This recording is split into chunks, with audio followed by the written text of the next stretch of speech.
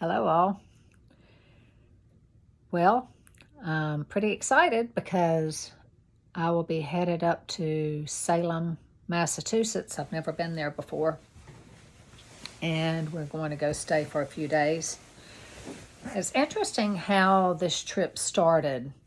As you all know, I am very much into my family genealogy and have been working on my maternal side of the family for a while now.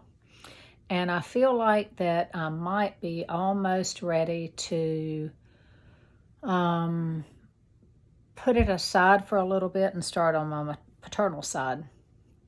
But until that time comes, I have something that I want to share with you all. I have always been a deep believer in my guidance, my intuition. It has helped me in many ways, down many paths, in my 59 years on this planet. So with that being said, I've always written poetry. When I was younger, I wrote a lot, and throughout the years, I didn't keep them. I got rid of them, and I wish that I hadn't have done that, but I did, because I think there would be some ways that I could tie into things that have happened over the last few years. But anyway, all right, to get to the point. Back in 2020, right after COVID had started, I posted something about my great-granddaddy, ninth great-granddaddy, Giles Corey. And he was the only man stoned to death in the Salem witch trials. He was 81 years old. He had a lot of land. He had a farm, had been a member of the community for over 20 years. You know, he had a reputation for being nasty. He was on his third wife. His first wife is how I'm connected to him. And he even beat one of his slave boys to death for stealing an apple out of the cellar. So in the community, even though he was a churchgoer in the community, he and his wife, he wasn't well thought of. And so there was also a sheriff in town that was 25 at the time who was ready to make a mark there in Salem, in the Salem village. So anyway, my point being is that in 2020, I posted this, and someone that I know from the community and who is from a pioneer family in Florida responded and said, "Oh my gosh, my ninth great-granddaddy was so-and-so, and he helped to make the rules for your ancestor to die." And so I went, "Oh, really? Wow, that's pretty cool." But that's weird, too, at the same time that, you know, we've got two people in that same era in the same town. And that comes out anyway, so 331 years later. All right, so anyway,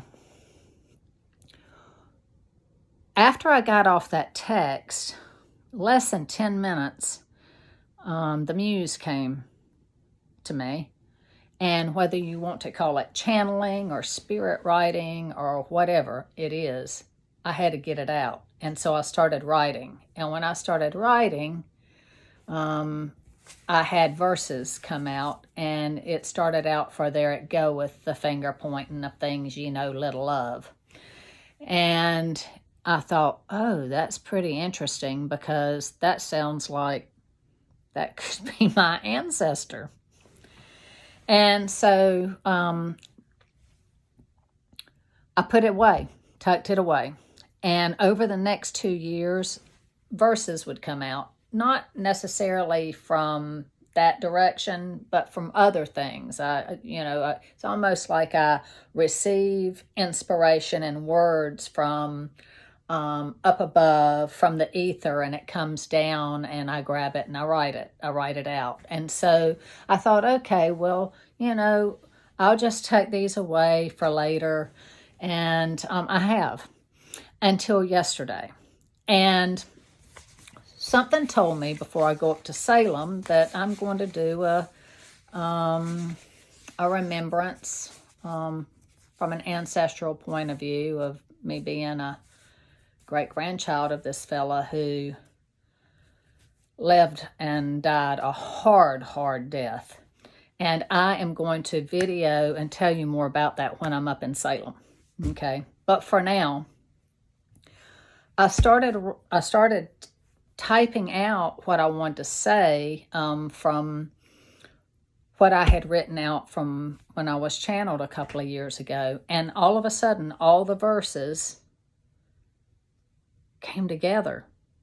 Over a 3-year period, these little bitty pieces of verses and words that I had started coming together into this one writing.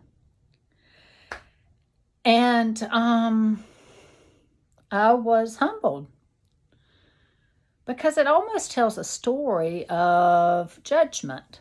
It does tell a story of judgment. And, you know, I sit and I look and I think, well, how much has this really changed? People judging and condemning, and how do we change that in order to become a new earth, a civilized, understanding, empathetic collective? I don't know, but I'm going to read this to you all. Okay? These are poems and verses that have just all of a sudden combined themselves. All right?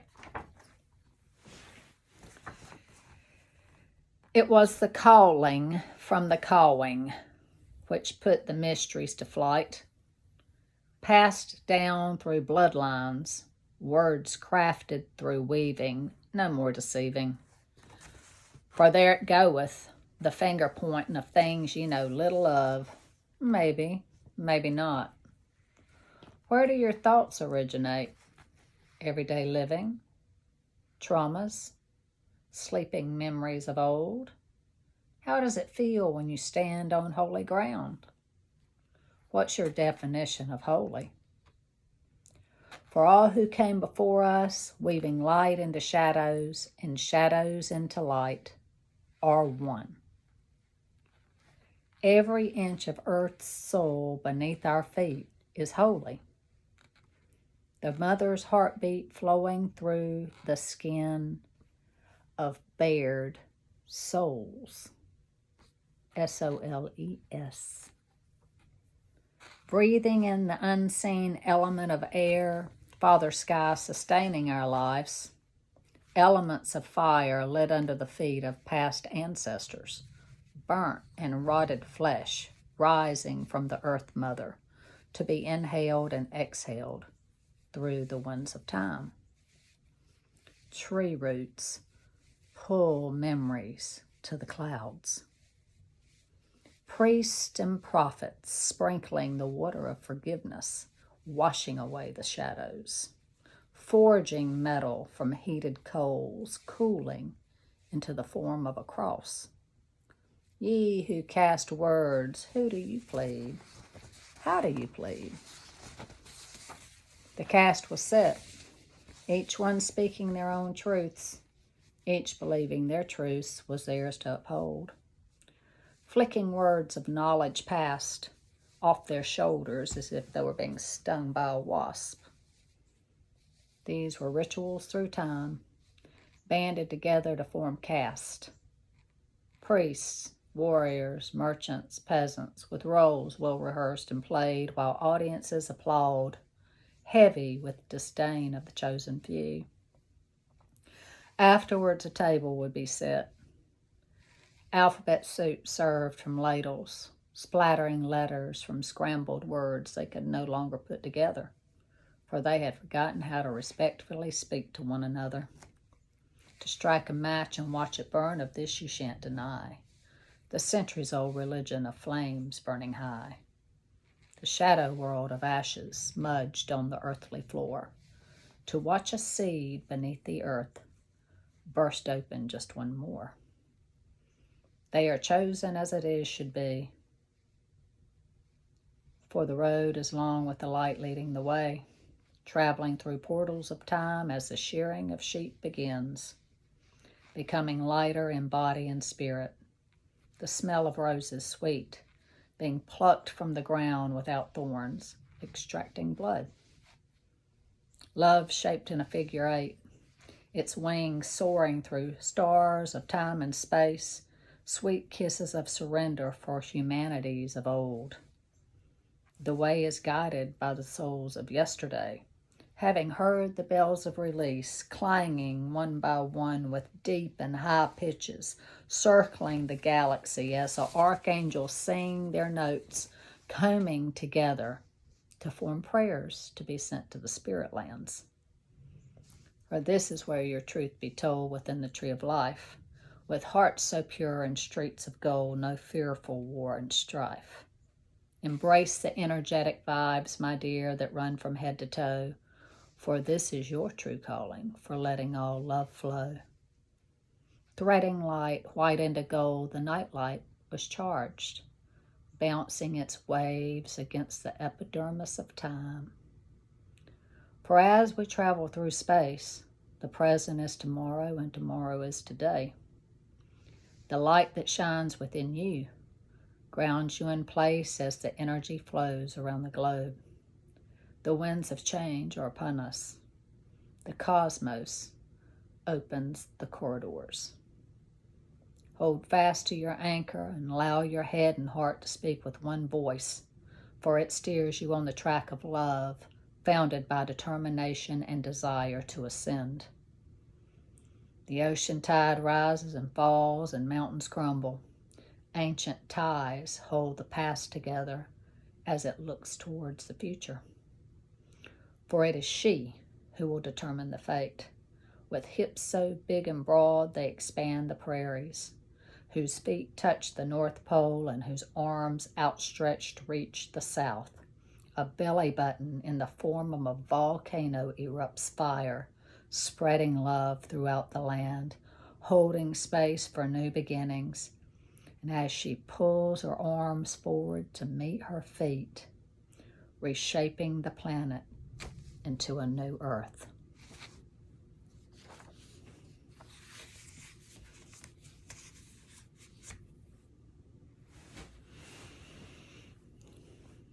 That's the message.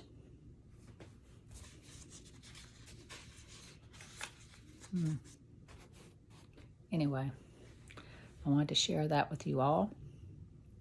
And I look forward to Salem.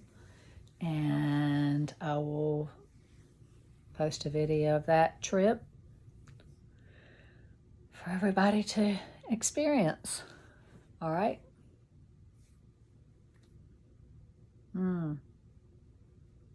Wow. I love y'all.